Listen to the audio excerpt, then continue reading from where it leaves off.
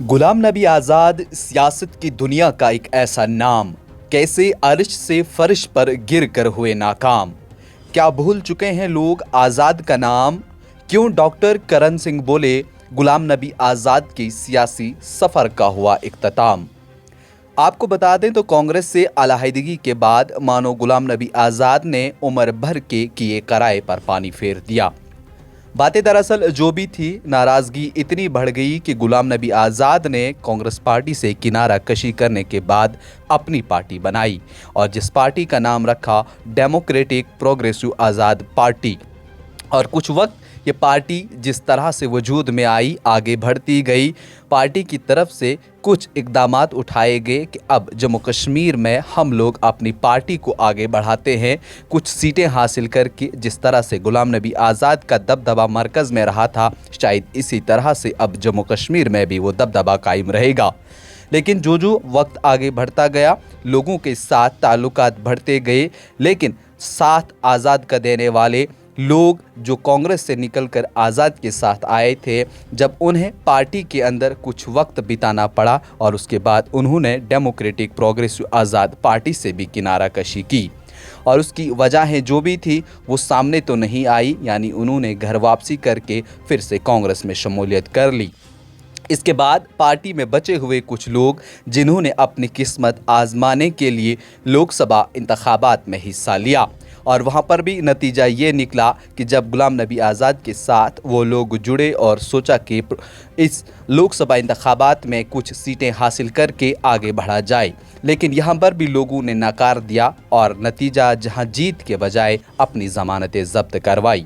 اور سفر یہیں اختتام نہیں ہو رہا، لیکن وہیں جب اسمبلی انتخابات کرائے گئے، اس میں بھی غلام نبی آزاد کے چاہنے والے یا پھر کچھ قریبی لوگ جنہوں نے اس انتخاب میں حصہ لیا، اور ان کے ساتھ بھی کچھ اسی طرح کا ہوا۔ جو وقت آگے بڑھتا گیا، انہوں نے اسمبلی انتخابات میں اپنی کیمپین شروع کی، لوگوں کے پاس ووٹ مانگنے کے لیے بھی گئے، لوگوں نے خیر مقدم تو کیا، لیکن انہیں بھی انکار کیا۔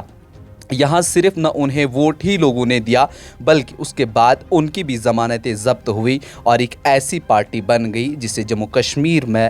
ایک بھی سیٹ حاصل نہیں ہوئی۔ یہاں لوگوں نے یہ سوچا کہ اگر مرکز میں رہ کر کے غلام نبی آزاد نے کانگریس کے ساتھ وفا نہیں کی، تو ہم میرے ساتھ کس طرح یہ وفا کر سکتے ہیں۔ اور وہیں کچھ لیڈروں کی ضمانتیں بھی ضبط ہوئی، چونکہ ووٹ ہی لوگوں نے نہیں دیا، اور لوگوں نے یہاں پر ڈیموکریٹک پروگریسو آزاد پارٹی کو ہی نہیں بلکہ اس کے چاہنے والے یا پھر اس کے قائد کو بھی یہاں پر ریجیکٹ کیا۔ اور اس طرح سے ڈاکٹر کرن سنگھ کے بیان نے بھی ایک بڑی خلبلی مچا دی، چونکہ آپ جانتے ہیں کہ ڈاکٹر کرن سنگھ جو مہاراجہ ہری سنگھ کے بیٹے ہیں، انہوں نے بیان دیا،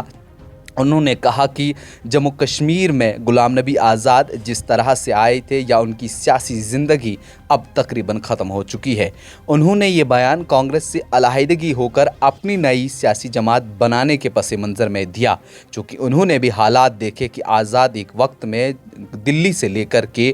پورے ہندوستان میں وہ مقبول تھے، لیکن آج ان کا نام تک لوگ بھول گئے ہیں۔ اور اس طرح سے ڈاکٹر کرن سنگھ نے بھی اس بات پر زور دیا کہ جموں کشمیر میں اب یہ کامیاب نہیں، اور اس طرح سے اب آزاد کی سیاسی سفر کا بھی اختتام یہاں پر ہوا۔ چونکہ کرن سنگھ کے مطابق آزاد کی طویل سیاسی زندگی جو دلی سے لے کر جموں کشمیر تک وسیع رہی، اب اپنے اختتام کی طرف بڑھ رہی ہے۔ آزاد نہ صرف کانگریس میں اعلیٰ عہدوں پر فائز رہے، بلکہ مرکز میں بھی وزیر کی حیثیت سے کئی اہم وزارتوں کا قلمدان سنبھالا۔ یہ ڈاکٹر کرن سنگھ نے آزاد کی حمایت میں کہا، لیکن وہیں آپ نے بھی دیکھا کہ کس طرح سے اپنی پارٹی بنانے کے بعد شکست کا سامنا انہیں کرنا پڑا۔ آپ کس طرح سے اس چیز کو دیکھتے ہیں جو ڈاکٹر کرن سنگھ نے آزاد کے حق میں کہا، اور آپ نے آزاد نے جب کانگریس سے کنارہ کشی کی اس حوالے سے کیا کہتے ہیں، اور جموں کشمیر میں ان کی کارکردگی کیا رہی،